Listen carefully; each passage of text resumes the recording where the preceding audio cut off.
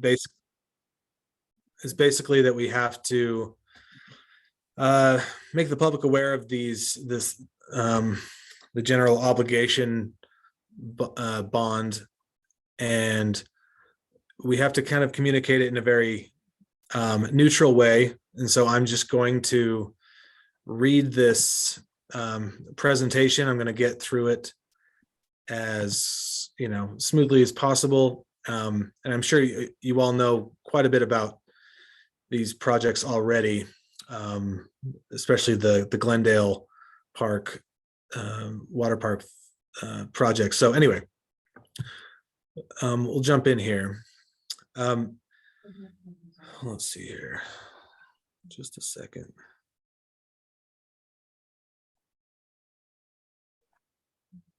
Having a hard time. Okay, so this November, Salt Lake City voters have an opportunity to vote on the Parks, Trails, and Open Space General Obligation Bond. This bond provides opportunity to build on existing investments to enhance public land, to enhance the public land system. If passed, the city plans to fund 8 significant projects across the city, shown in on this map. The bond projects are identified through public input. The priorities expressed in the Reimagine Nature Public Lands Master Plan, preliminary polling data, geographic distribution, equity in level of service across the city, and the mayor's 2022 plan. Project budgets plus a 20% contingency add up to $85 million.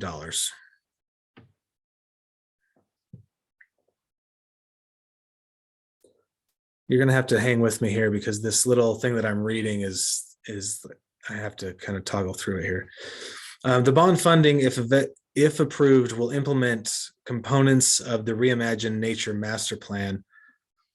Project highlights include help constructing the new Glendale Regional Park at the old Raging Waters water park site on 1700 South, to add new regional park amenities to the west side and to alleviate the pressures of significant use at Liberty Park and Sugar House parks.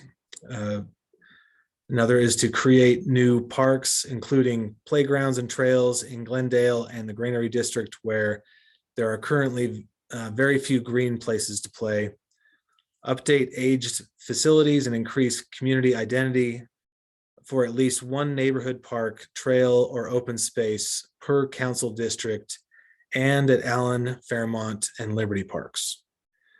Improve degraded waterways to enhance water quality, pollinator habitat, and migratory nesting grounds. Complete the connection of the Folsom Trail to the Jordan River Parkway Trail and add landscaping and additional trail amenities, improving east to west connections and providing easier access for biking and walking to and between these public spaces. Increase the city's tree canopy and plant biodiversity and restore natural landscapes in parks and open spaces that use less water and are adapted to our arid climate. All bond-funded projects include comprehensive community engagement to determine final design and implementation plans. Before any park, trail, or open space is redesigned or rebuilt, the city will ask for community feedback to understand how each project can help these public spaces better serve our neighborhoods. Public input, master plans, and best practices will be used to inform decisions for each project and determine how improvements are prioritized.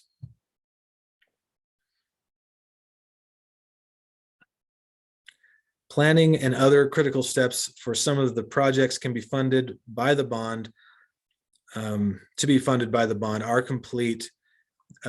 Those shown here, and others, those shown in the next slide, will be very soon. You can view the Glendale Regional Park Vision Plan online. The Allen Park Adaptive Reuse and Management Plan is anticipated to begin this fall and will include a public engagement process to help identify the opportunities for priority improvements this bond could fund. The Liberty Park playground and the Jordan River enhancements will begin if funding is approved by voters.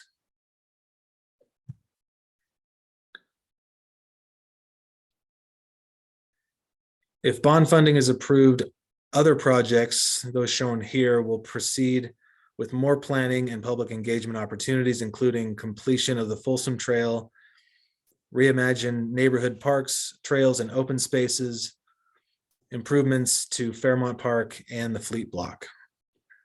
All bond-funded projects will include comprehensive community engagement and to determine final design and implementation plans. Public engagement for each project will be determined based on the needs of the site and the current status of public project input. Sign up for Public Lands monthly newsletter found on our website, or email parksbond.slcgov.com to stay informed throughout.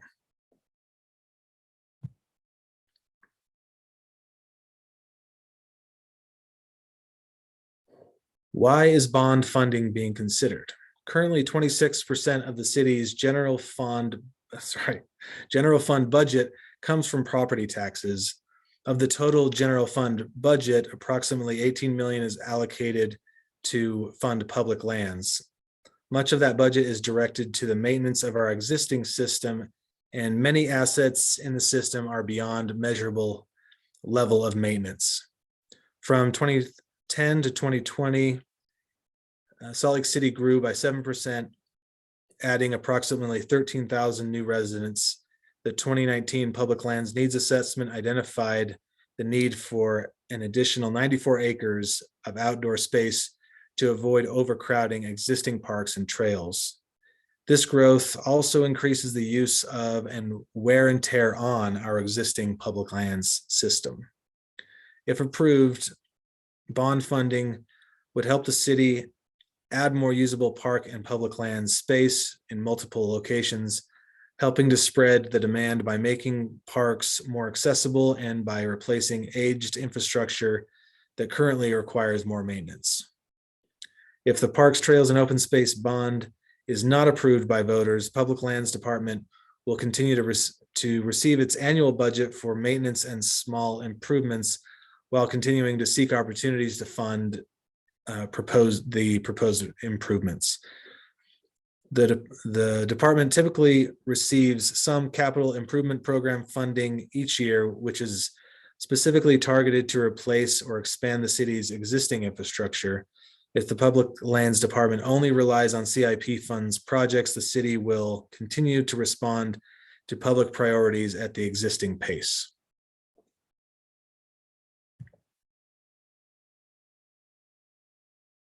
The current public land system includes 1,879 acres of natural land, 865 acres of parkland, 3 event parks, 2 regional parks, 15 community parks, 19 neighborhood parks, 42 mini parks, 70.7 miles of trails, 7 golf courses, the regional athletic center, and more than 90,000 trees.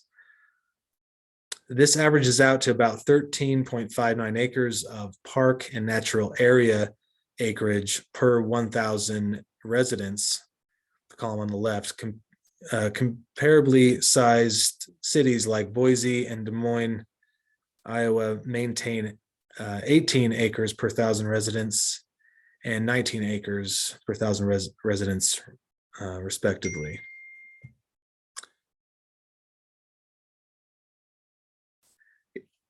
If the bonds are approved by voters and all are issued at the same time and not taking into account existing bonds that will be paid off over time, the estimated property taxes to pay the bonds would be approximately $53.80 per year, or less than $5 per month on an average primary residence valued at $576,000 and $97.83 per year for a business or secondary residence of the same value.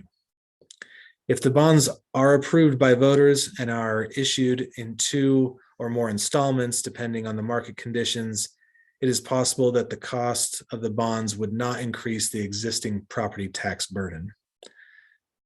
If the bonds are not approved by voters, the property tax burden would decrease as a result of other general obligation bonds being paid off.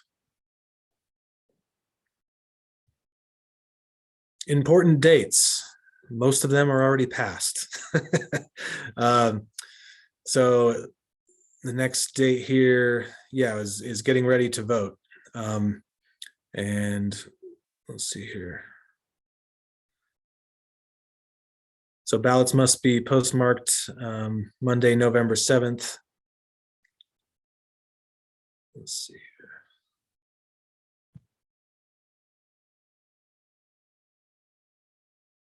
We invite everyone to learn more about the bond and its associated projects, register to vote, and stay informed with future updates. If you aren't already registered to vote, please visit vote.utah.gov to get started. If you're just now registering and desire to vote by mail, please make sure that you request a ballot form at the Salt Lake County Clerk.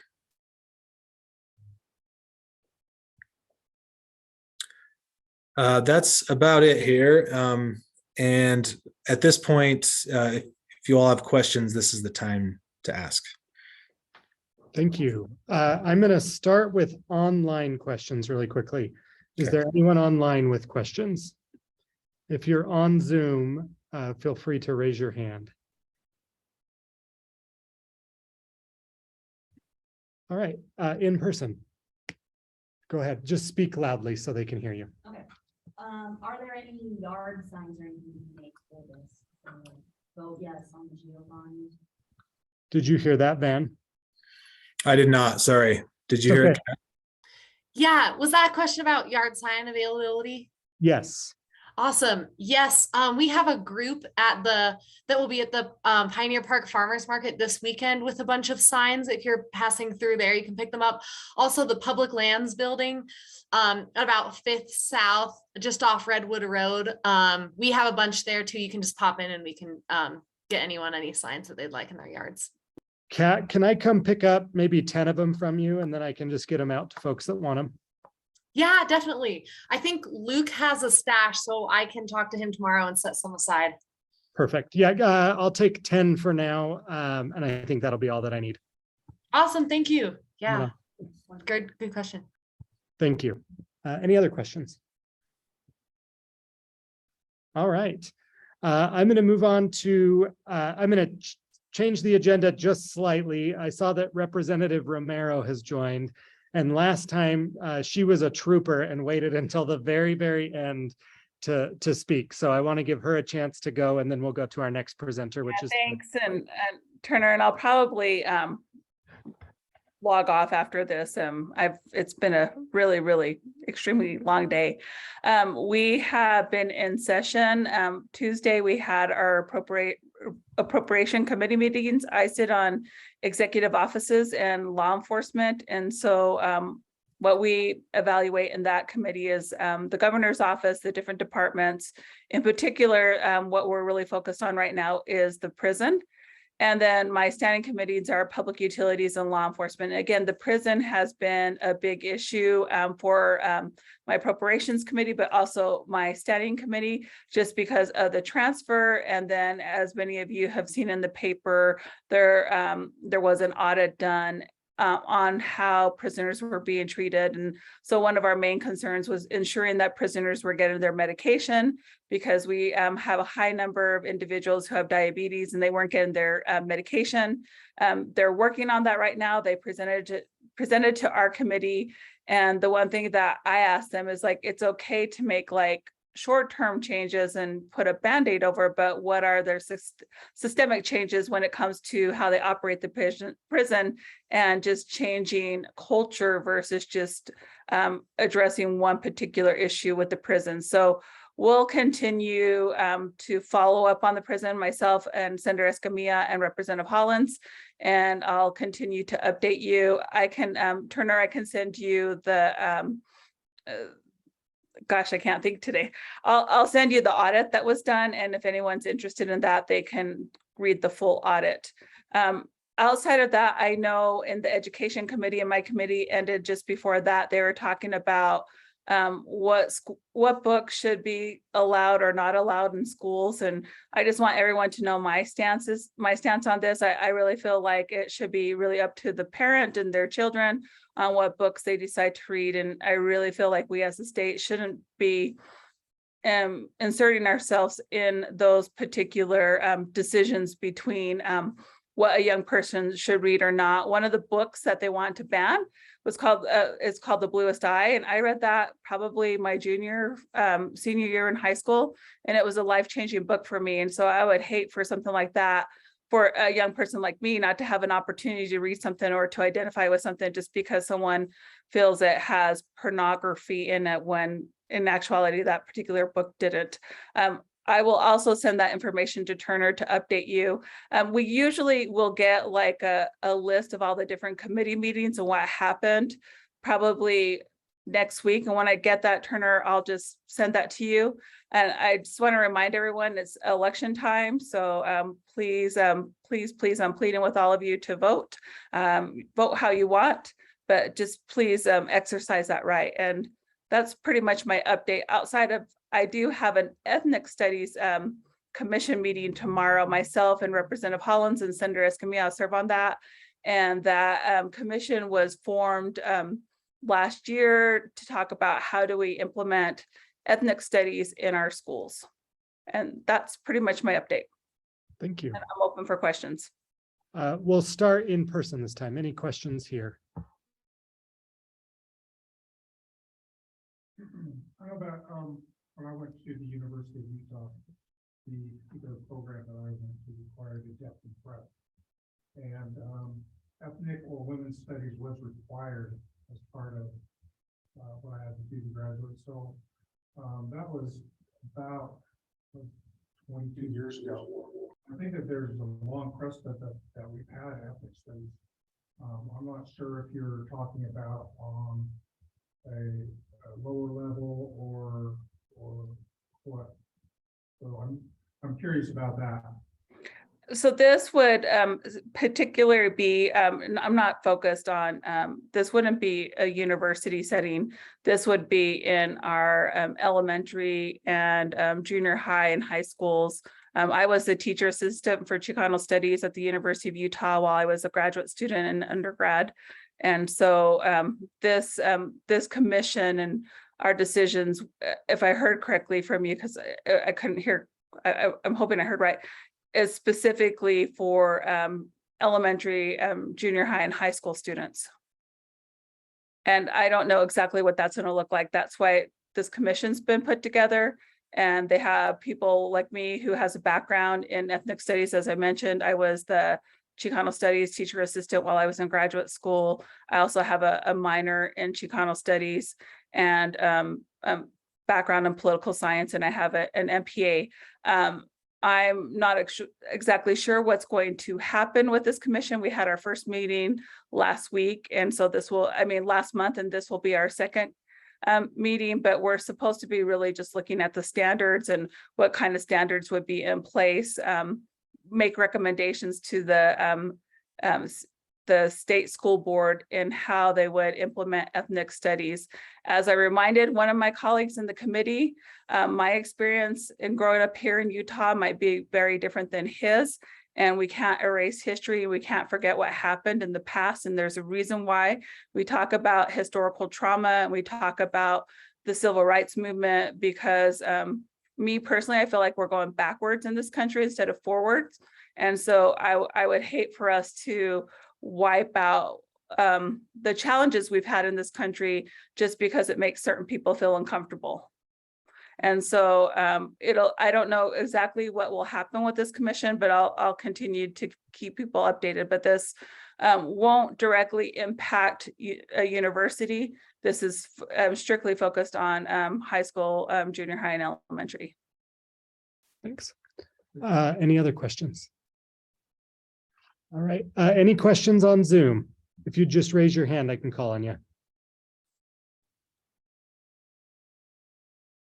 All right, we're going to move on. Thank you, Representative. Yeah, thanks. And I'm gonna log off right now. Like I mentioned, I've been in committees for the last 2 weeks, and I'm gonna have to catch up with my work tomorrow. So I'm gonna head out and just reminding everyone, please vote.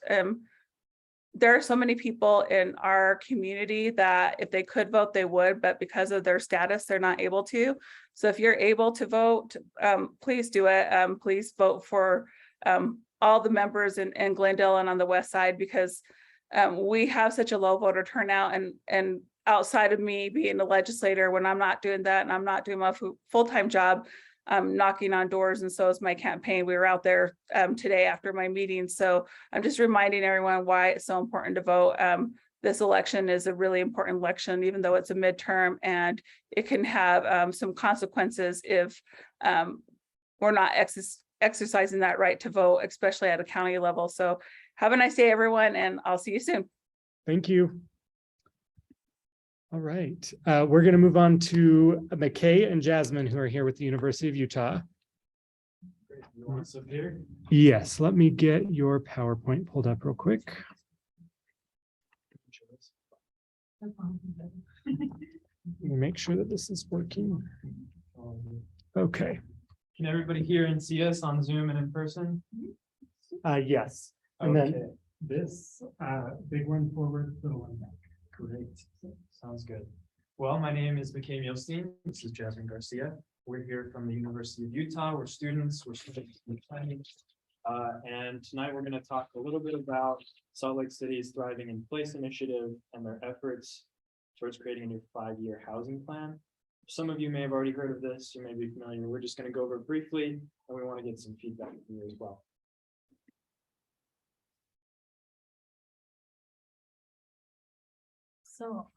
So Thriving in Place is Salt Lake City's anti-displacement strategy, and Housing SLC is the city's new 5-year housing plan, which is still in the engagement phase.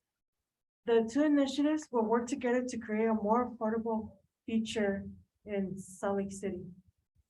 And first, we will present back to the community what the city has heard through its Thriving in Place efforts, after which we will seek feedback from this community that will inform Housing SLC. All of this will help us gain useful experience.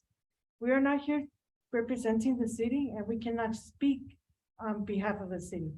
The feedback that we collect will be submitted to the city for analysis, which will help inform Housing SLC.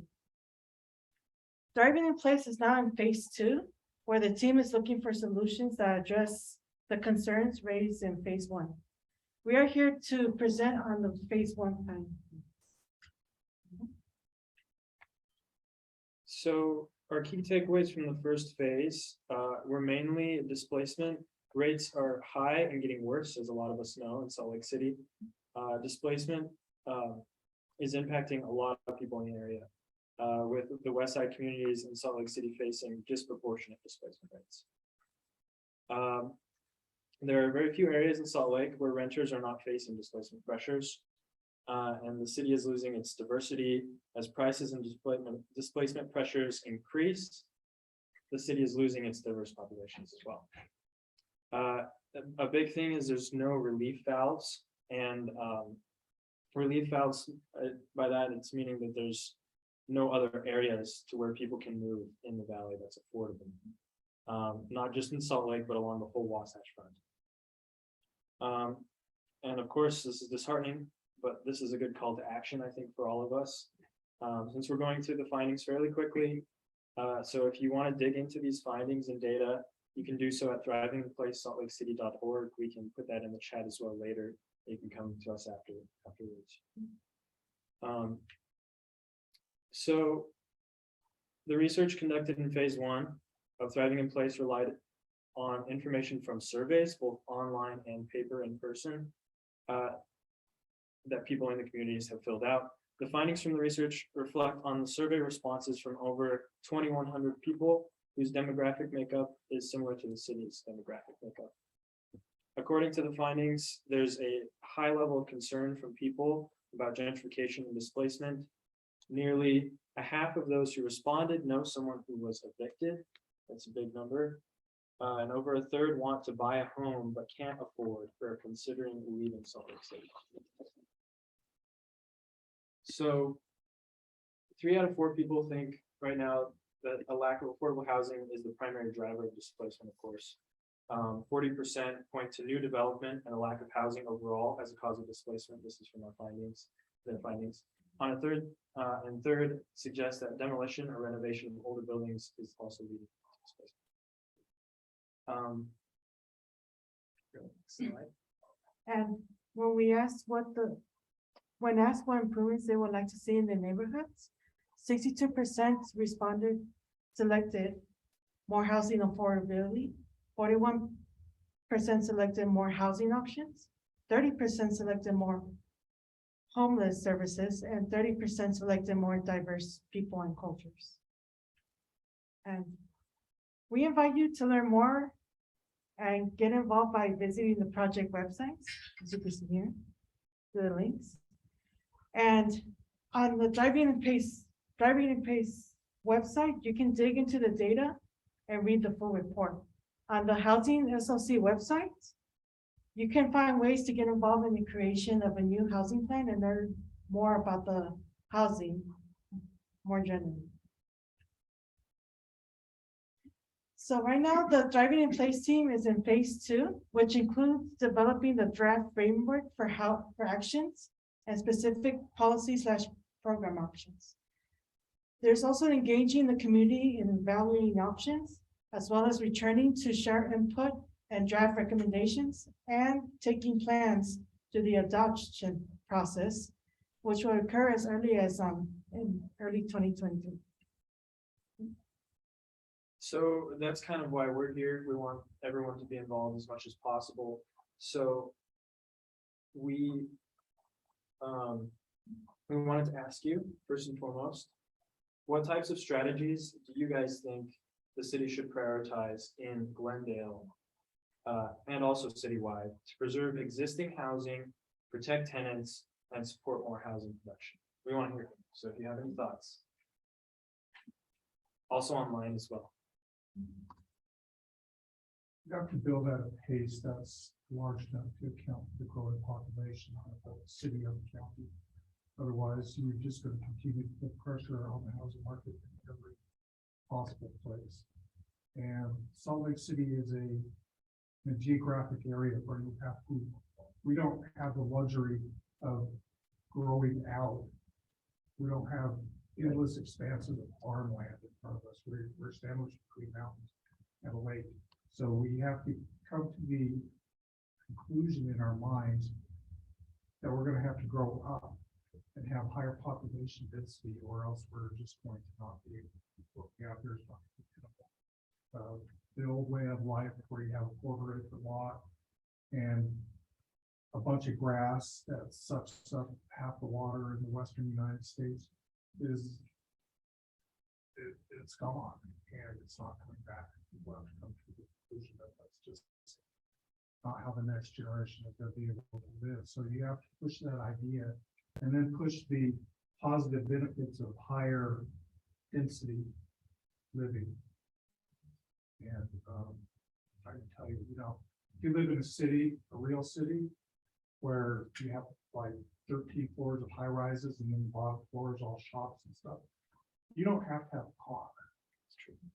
You can walk to every single thing that you need in your life, and all the little neighborhoods become little cities, and you know everybody in the city, and you get I mean, it's actually a pretty good way of life for a lot of people. And I just think people are afraid of any kind of change. They're afraid of having to be removed from their place where they can sit on their throne and have nobody tell them anything that they don't want to hear. I don't know. Yeah. It just seems like that, they want that isolation, but it's the geography that we have to just support it. So, thank you. There we are. I've been thinking about this for years. Of course. So well, I'm glad you that's why I have a good answer for you. Good. Yeah. Density obviously is a very good thing in a lot of ways. We have a comment online. Paulo, do you want to unmute and say what you have to say? Yeah, just to the gentleman who just made the comment, I just want to second that. I agree. I think exploring vertical growth options is worth a study, especially in a zone where we have predominant single family housing. Being able to accommodate middle housing is something that I would agree with. That should be pushed as a priority. So yeah, just agreeing with the previous comments. Thank you. I would second his second and be mindful of the like zoning and rezoning to enable and inspire more multi-family. There are 3 people who have just made comments that need to go to slcneighbors.org and sign up for our email list. That's what I would say. Well, thank you. Any other? Hey Turner, could you put that what you just mentioned in the chat? Yeah. Just for safekeeping here. Sorry Yeah. to interrupt. Okay, go ahead. Sorry. So we wanted to make it a little more local as well. That's a general thing, but for you all in Glendale, is there anything specific according maybe to density or to affordable housing in general that you've noticed? I don't know how going higher could apply to Glendale. I don't see how that could apply. You know, it doesn't seem like that's a viable option in Glendale. Well, I'll say again, I guess, with Glendale being so in somewhat of a development, I feel like there's a lot of land that is being debated now in this area for entirely new properties. And so it's not so much like a 13-story high rise, right? Like that is not, you know, but more so just looking at existing housing and rezoning it to be able to fit more people, and also what is new coming in, and not having it just be single family homes. Essentially the ticket and the spectrum between a 13 level. So trying to find a balance kind of between using what you already have plus.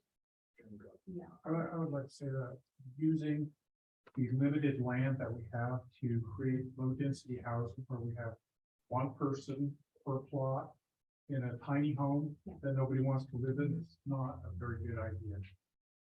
Sorry. Thank you. I like all of them so far. Any other thoughts? Anything online? Any questions on Zoom or comments? I'll just add another thing. I think there is potential for just going through the spectrum of what density would include. I think I just heard the comment that it's not necessarily maybe like a house on a single plot of land, but really just presenting the options of what density from the single family residence looks like all the way up to like not the high rise. There's duplexes, there's fourplexes, there's courtyard buildings. Density comes in many forms. So I think just doing our best job to inform the public on the amount of options and sort of like the many ways that density takes place would be my suggestion. One last comment. Yeah. Typically, if you go to like large cities in Asia, you'll find that these large high rises are built along subway lines. And that at major subway stops, they will have they'll have a shopping center at one level, and then high rises above that where people live. And they just get on an elevator and they go down to the subway, get on the subway, go to work, come back home. This is something that makes sense. This is a smart plan. And at the time, right now, she's right. We don't need to have this built in Glendale. Glendale's the wrong place. We need to build this along our tracks lines and put more concentrated effort into the major intersections of our tracks lines and build those up. And then we can build out from that as needed. So that's the place where it really makes sense to put it is where you're not going to be causing even more traffic down the road because you have more people that have more cars that need to get around. Because they live in a neighborhood like this, it's not built for that. We do have an online comment. It just says AJO iPhone. If you want to unmute and go. Sorry, Turner, it's Andrew. Oh, thank you. I have a question maybe for the community council there who's live. In Glendale, we've got a fair number of vacant lots and many of which are city owned actually. As we look to getting more affordable housing, like subsidized housing or below market housing for a lot of folks who need it, one of the easiest and quickest ways to get a lot of it is to put it in these areas where the land is cheaper or the land's already owned by the city, but it would mean that there's more affordable housing, so to speak, over here in these neighborhoods versus other parts of the city. I'd say it's kind of a dilemma, but it depends on who we're talking to. So from this group, are there thoughts about using city-owned properties in these neighborhoods we're living in for more affordable housing to increase that stock, but knowing that it may not be geographically dispersed as much as some of us would like? I say yes, but I may be in the minority.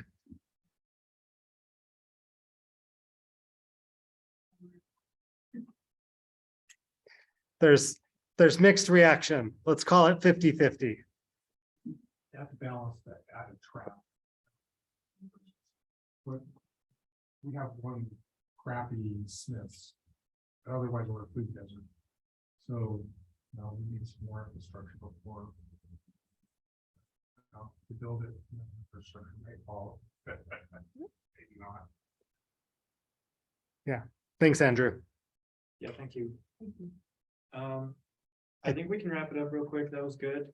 There we go. Sorry, I think your last question. I don't know anymore. Well, we'd be happy to take questions. Please remember that we are not members of the project team and we are not representatives of the city. Rather, we would direct you to the 2 project websites to learn more. You can also send questions and comments to housingslc@slcgov.com. Thank you again for your time. Yeah, thank you very much. Thank you both for being here. All right, we're going to move on. Detective Oliver.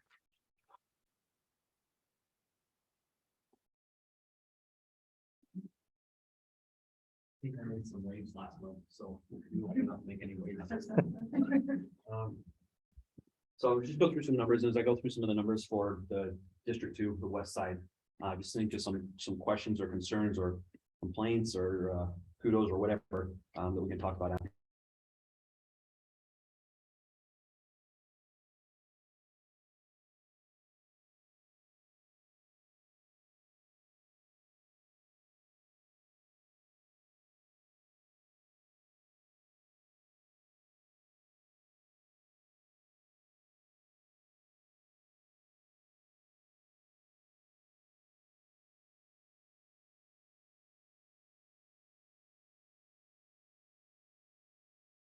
So that's a concern.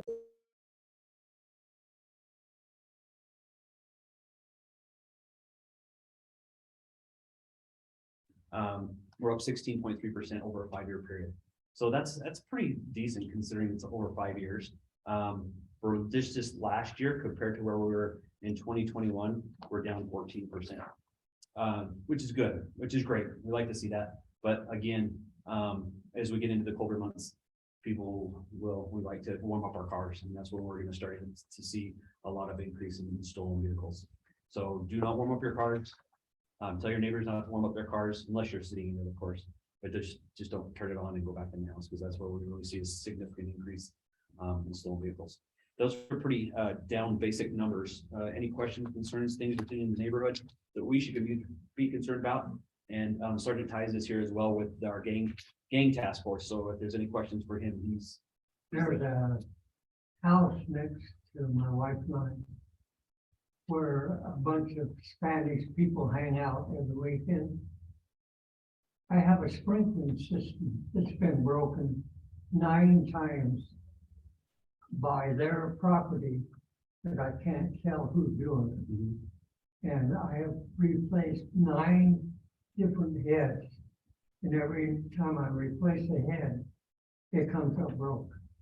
But so my neighbors got tired of it happening. They put cameras on my house.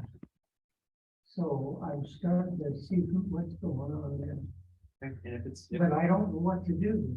well, you can always call me if you have a question about something you see on your video. Yeah, Call me. If not, we can work it out that way. yeah, but boy, it's really, and I done something stupid. I had an old comb that I stuck out in front of my house. But when every weekend, all their cars are all the way up and down the street. You can't even move around there. Their cars are everywhere. And so I put a cone out there and I noticed tonight it's gone. I don't know if they moved it or the police moved it. I don't think well, can't say anything. I don't think we would have taken. Well, I know I but shouldn't have it out there, but No. You can always contact parking enforcement as well. And they can come in and shock the tires and see and check the tires of if there's a consistent amount of people Okay. parking on the street. I appreciate that. Just remember, it's a 48-hour parking ordinance in the city though, so they can park there for 48 hours Yes, I know that. unless it's an illegal parking spot. Yeah. Yep. Yeah. Yeah. So it's funny, my wife was so upset about it. One night, she walked out on the step and told them if they didn't get out of there, she'd call the police. You could hear them cussing and squealing and hollering, and they drove away. So it worked in a sense. Yeah, You have to be careful with that. I always yes, say, I right? know, Okay. I'm worried about that too. So just the recommendation is just always call us. Yeah, I'm going to move on. We have a question online, Janessa. If you'll just unmute yourself. Hi, yes. Okay, so I just wanted to ask about speeding and blowing through stop signs. I've known in the past that there's been attempts by the police to put up the speed clockers. I don't actually know what those are called. But I guess my question is, can there be a bigger police presence here? It's gotten quite out of control, and what can be done about that, if anything? Yeah, the speed trailers are actually run by the transportation department, and they can be requested through the transportation department. We have on our Salt Lake City Police Department website, there's a request for motors, and that comes directly from the constituents or people that live out here, and it goes directly to the motors, so they can plan if there's a spot that you have specific in mind, either street racing or speeding or running traffic devices, then I would recommend getting on there and just looking at, I think it's called Speed Watch. Speed Watch, and that goes directly to our motors. Okay, sorry. My partner- What would one of those do? Like, what does it do? Does it tell them how many people are speeding a day, or?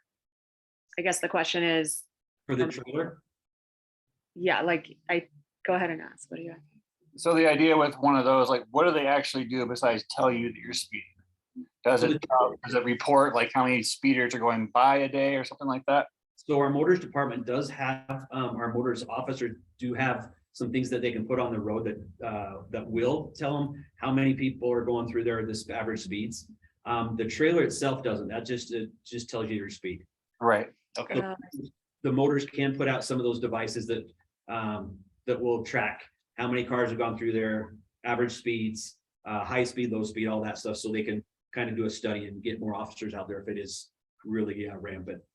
Okay, Okay, and so because it is rampant, we can request option B, basically? Yes. Or Yep, SLCPD.com, and then just go to the resource side of it, and then at the bottom of that drop down, you'll see, I think it's Speed Watch, and that goes directly to our motors. In Salt Lake City, we only have really, our motors officers are the only ones that have the time right now to enforce speed or traffic issues. So that's who it will go to. And Vanessa, I put that link in the chat for you, so you can just click through. terrific, thank you so much. Yep. And Janessa, can you tell me what road you're talking about? Emery, Emery. Okay.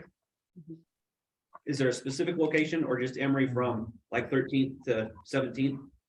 Emery from Indiana to 13th. Okay, so, okay. Okay.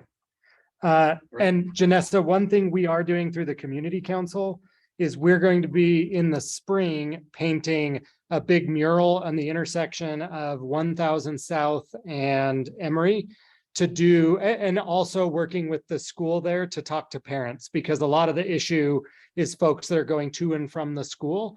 So we're hoping by doing some public artwork there and engaging the school community that maybe we can organically help bring that traffic down a little bit. So certainly not the same as enforcement, but looking at doing that as well. And I'll make sure I communicate that out as we get closer. Beautiful. Thank you so much. I really appreciate it. Yep. Good idea. Thank you. Another one 17 on the south, where it doesn't happen every night, but probably four times a week, there's speeders going up and down that road, just going way too fast. Yeah, 17th has always been an issue, not only with speeders, but with campers and trailers. And all that stuff, yeah. Yeah, I was out there today and there's 3 or 4 that are back, even though we cleared it last week. So that's something that's always been on the watch list for the Pioneer Division. Yeah. There's a big piece of machinery that you put that has a big blue light on the top and it, Yeah, a portable traffic camera or a foldable camera. what does that do? There's one on 17 South, I think, across from the, yeah, but somewhere across from the park, and obviously it doesn't stop people from camping, but I don't know what they do. I don't know what their purpose is. So the cameras are it's a surveillance camera, so we can monitor that through surveillance. The reason that is So- because that's where there's a lot of drugs and there's a lot of Right. drug dealings there and other things going on there that, By the bathrooms? And on the other side, in the parking lot of the old Rage Water. So right now, there's 3 RVs that are there. Yeah. So it's kind of a deterrent. It's worked in other places throughout the city, so we do have, I think 9 of those that we can move throughout the city as, to try and deter some crime that's in there. So is there anything else at all that can be done on 17 South? I mean, it's so frustrating because I'll clean up one day and the next day, they're back. Consistent patrol, and that's one thing we'll maintain. We'll go out every week, twice a week with compliance, our parking enforcement people, and we just have to stay on top of it. If there's one and you catch that one and they leave, you're okay. But if you leave that one, then you'll have 3 and 4, Right. and it's a lot harder to deal with 10 of them than it is to deal with one. And I understand parking enforcement has difficulty dealing with them. So, it's much better to handle it before it gets to be I agree. a big, huge problem. Yeah, 17th was pretty ugly Yes. when we got down there Well, last year. wow. Yep. Yes. Thank you for your effort. Thanks. Andrew Johnston also just mentioned on Zoom that the city is doing a traffic calming pilot project between Indiana and 700 South on Emory, basically trying to change the built environment to make it harder to speed. And he suggested that we watch how that project go and that it might be successful on other streets. So I'll make sure that I follow that project and maybe we'll have the project manager come and share what they're doing there as they get further on. Thank you, Andrew, for that. Yeah, they did present at Poplar Grove Community Council, and it is a pretty unique thing they're going to try and do there. So that's great.